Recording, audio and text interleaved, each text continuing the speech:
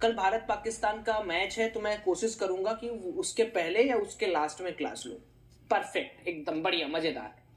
अब देखिए, एक ट्रेडर की सबसे बड़ी निशानी क्या होती है?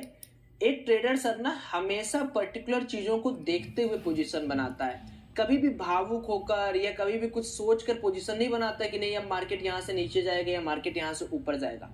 मेरे कहने का मतलब है कि एक जो ट्रेडर होता है वो ट्रेडर मल्टीपल कंफर्मेशन के साथ चलता है। मैं सिर्फ ये नहीं कह रहा हूं कि फिब है तो फिब आपको मल्टीपल कंफर्मेशंस दे देगा, लेकिन मैं इतना कह रहा हूं कि अगर आप मेरे इन बातों को मानते हुए पोजीशंस बनाएंगे ना सर, तो आपको मैक्सिमम टाइम में प्रॉफिट में लाऊंगा और मिनिमम टाइम में आपको लॉस में लाऊंगा।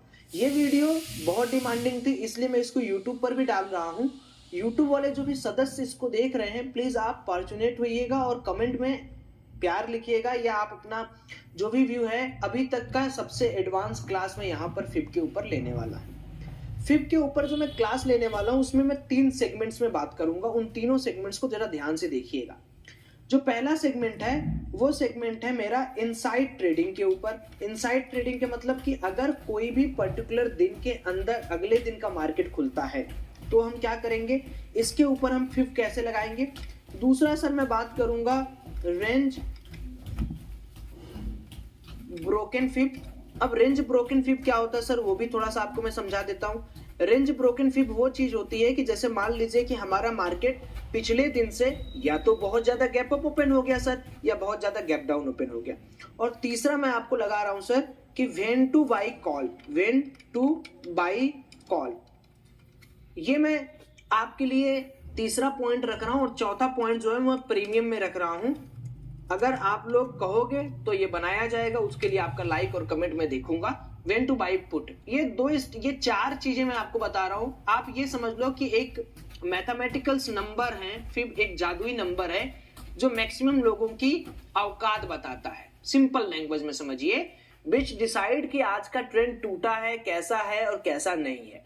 अब सर हम लोग एक रिटेल ट्रेडर हैं, हमें 100-150 पॉइंट चाहिए होता है, तो 100-150 पॉइंट लेके हम निकल जाएंगे। तो सबसे पहले ये 4 पॉइंट्स है जिनको मैं यहाँ पर आज डील करने वाला हूँ। तो मैं इसी चीज को यहाँ पर लिख लेता हूँ, सो दैट आपको एक पीडीएफ भी मैं प्रोवाइड कर दूंगा and you can go with this PDF. Okay, so the topic is fib advance theory.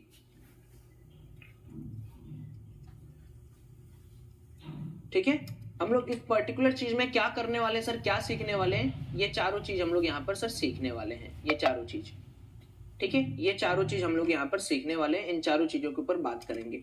तो सबसे पहले कभी भी हमें क्या करना है, हमें जब मॉर्निंग हो या जब इवनिंग हो, जब मार्केट हमारा खत्म हो जाए, तो हमें करना क्या है सर, हमें सबसे पहले डे एनालिसिस करना है, देन 15 मिनट एनालिसिस करना है, सॉरी देन 1 आवर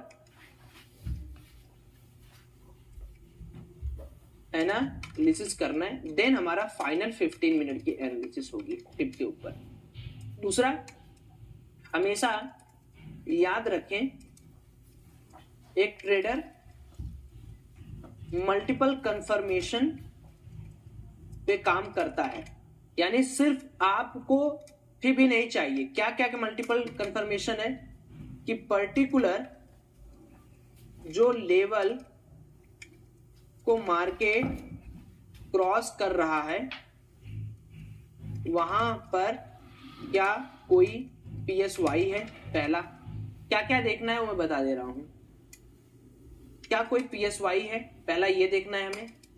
दूसरा, क्या वहां पर कोई 50 के इन बैंक निफ्टी एंड 125 के इन निफ्टी वॉल्यूम बना है।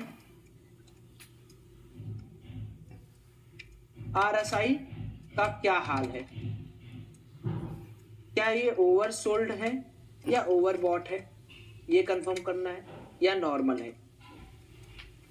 ठीक है, चौथी चीज ग्लोबल ट्रेंड क्या है। पांचवी चीज एसएल पड़े हैं ऊपर या नहीं। तो ये 5 चीज आपके लिए, देखिए आप अगर जितना आसान समझ रहे हैं सर, अगर मार्केट के अंदर आप मल्टीपल चीजों को नहीं एक बार में समझ पाएंगे तो आप कभी ये एक्सपेक्ट मत करो सर कि मार्केट आपको मल्टीपल चीजें समझाएगा। आप एक बात हमेशा मेरी याद रखिएगा कि अगर आप मल्टीपल कंफर्मेशन पे ही जाएंगे ना तभी आपको ज्यादा सर मजा आएगा। और मैं तो कहता हूं भाई आप ट्रेडर बनने जा रहे हो, आपके पास तो इतना अच्छा दिमाग लगाने का पावर होना चाहिए कि आप सब कुछ समझ लो और सब कुछ आपको आने लगे कि हाँ भाई इस तरीके से काम होता है, इस तरीके से नहीं काम होता है। तो अब ये हो गया हमारा। तो सबसे पहला जो हमारा टॉपिक है वो है सर कि फिब क्या होता है, फिब को क्या सेटिंग है। तो फिब के ऊपर हम थोड़ा सा बात कर लेते हैं, तब मैं आपको बताऊंगा। तो सबसे पहले आप देखिएगा जब भी आप यहाँ चार्ट ओपन करेंगे, जब भी आप चार्ट ओपन करेंगे तो इस तरीके से आपके पास पहला आता है 3 तरह का। देखिए कितने तरह के यहाँ फिब दिए, एक है फिब रिट्रेसमेंट, एक है ट्रेंड बेस्ड फिब रिट्रेसमेंट। ये देख रहे हैं आप, ये देख रहे हैं, ये कैसा है आपको, ये कलरफुल दिखा रहा है। और अगर मैं इस फिब की बात करूं तो ये कैसा दिखा रहा है, ये सिंपल लाइन दिखा रहा है। तो आपको या तो ये यूज करना है या तो ट्रेंड बेस्ड यूज करना है। ट्रेंड बेस्ड मैं अभी आपको ज्यादा इसको नहीं कहूंगा कि ट्रेंड बेस्ड आप देखिए अभी आप, हाँ सर, नहीं, अभी आप नॉर्मल ढंग से तरीकों से भी आप इसको कर सकते हैं। तो मैं आपको जो यहाँ पर फिब देने वाला हूं सर, वो सिंपल फिब देने वाला हूं। ये है आपका फिब रिट्रेसमेंट, Alt+F करोगे तो आपका ये आ जाएगा। तो सेटिंग के अंदर आपको कैसे क्या करना है वो मैं आपको समझाते जा रहा हूं। तो ये है, अब इसका आप लोग थोड़ा सा सेटिंग देखें कि सेटिंग आप लोग किस तरीके से कर सकते हैं। तो जब मैं इस फिब को ड्रॉ करूंगा ना सर, जैसे मैंने इस फिब को उठाया, मैं मल्टीपल कहीं भी ड्रॉ कर रहा हूं, तो यहाँ पर एक सेटिंग का बटन आएगा। सेटिंग के बटन में 3 तरह की चीजें हैं, विजिबिलिटी है, कोऑर्डिनेट है, स्टाइल है। स्टाइल में देखिए अगर मैं इसको नॉर्मली सबको ऑन कर दूंगा तो मुझे बहुत ज्यादा लाइन मिलेगा। अगर मैं इसको पूरा ऑन कर दूं तो बहुत ज्यादा लाइन मिलेगा। अगर मैं इसको ऑफ कर दूंगा तो बहुत कम मिलेगा। अब देखिए मैंने क्या किया, डिफॉल्ट कर दिया। अब मुझे क्या सर, ये बहुत ज्यादा लाइन मिल रहा है। क्या क्या मुझे मिल रहा है सर, देखिए आप नंबर ऑफ लाइन्स यहाँ पर मेरे को विजिबल्स है। इसको डिलीट कर देता हूं मैं।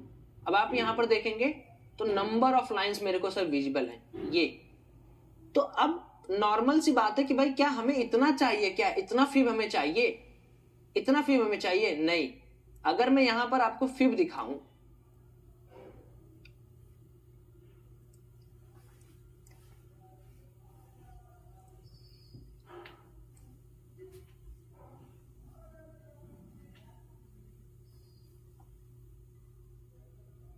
ये बहुत लंबा हो जा रहा है, मुझे स्क्रीनशॉट चाहिए इसका, और नीचे कर दूंगा तो शायद ऊपर भी निकल जा रहा है ना। ये देखिए ये फिब है सर, ये डिफॉल्ट सेटिंग है इसकी। This is a default setting. ये हमारा एक फिब है जो कि हमारा एक डिफॉल्ट सेटिंग के ऊपर बात कर रहा है। ये हमारा डिफॉल्ट सेटिंग है। यहां पर आप ऐसा लिख सकते हैं कि this is the default setting. ठीक है, तो यहां पे आप लिख सकते हैं डिफॉल्ट सेटिंग। हमें कौन सा यूज करना है,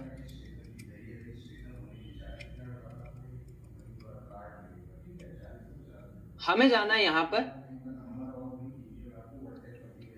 हमें इसकी सेटिंग पे क्लिक करना है। सेटिंग में जाकर सर हमें बेसिक 0.5, 0.382, 0.67, 0.786 सिर्फ हमें इस पर्टिकुलर पॉइंट्स को कंपेयर करना है या इस पर्टिकुलर पॉइंट को देखना है। ठीक है, आप 0 को कर सकते हैं अगर आपका मन करे तो। सिर्फ ये सेटिंग्स आपकी मैनुअल सेटिंग्स में रहेंगी, ये particular points.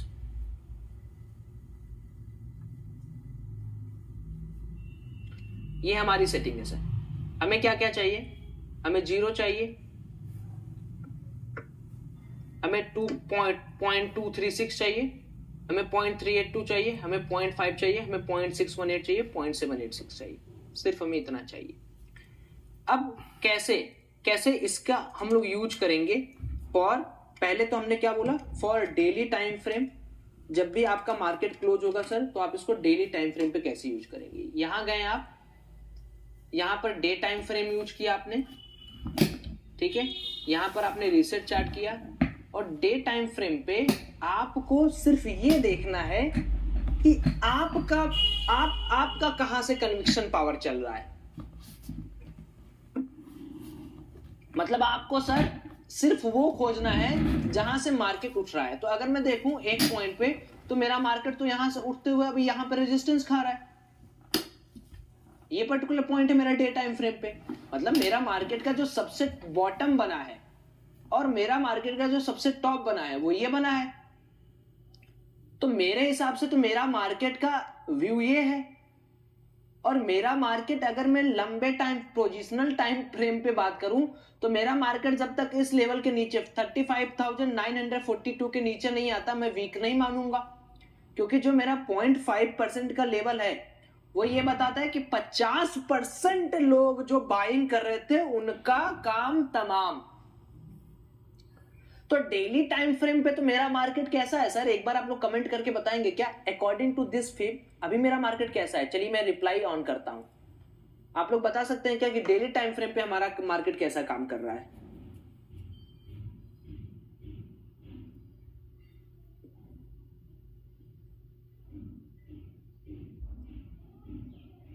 Everyone please comment.